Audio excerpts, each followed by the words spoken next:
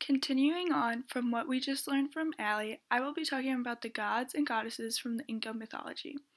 First, I will introduce some significant gods and goddesses, beginning with Viracocha. The supreme deity or god of the Inca mythology was the creator Viracocha. Viracocha was both the god who created the world and also a man who traveled the earth doing great deeds. Viracocha created the world and the sky with all its stars, and he brought the sun and the moon out of an island in Lake Titicaca to light it. He then went to Tiwanaku and formed people and animals out of clay. According to Incan mythology, after traveling through the country instructing his people, Viracocha set off across the Pacific from the shores of Ecuador, walking on the waves. He had a son, Inti, and two daughters. Inti represents the sun and is the god of agriculture. It is believed that he taught others the art of civilization and then sent them to Earth, bringing their knowledge of what they learned about civilization and creating the Inca. Illapa is the god of thunder and weather and associated with rain. Both Inti and Illapa are important due to their ability to make crops sustainable for civilization, with one being the sun and the other rain. Mama Kila is the goddess of the moon. Although she was not worshipped very much, her functions were important to the calendar, festivals, and work, and she's also the wife of Inti. Temples in the Incan Empire, or Incan mythology, were built very beautiful. Their gods.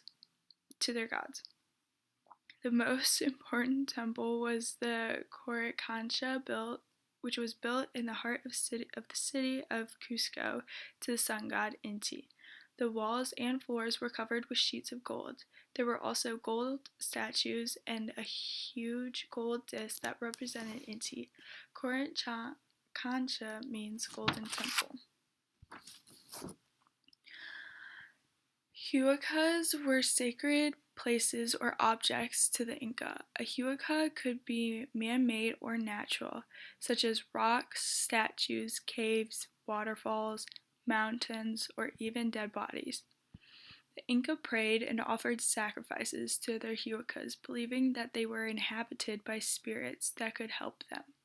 The most sacred huaca in the Inca Empire were the mummies of the dead emperors. A man would sprinkle a few cocoa leaves as he passed the huaca. If he had no cocoa leaves, he placed a stone near it, as many had done before him. Thus, huacas were distinguished by the piles of stone.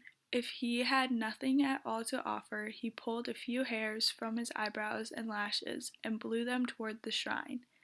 Many huacas had shelters nearby. A priest lived in the shelter, caring for the shrine and cultivating a small field beside it in honor of the huaca.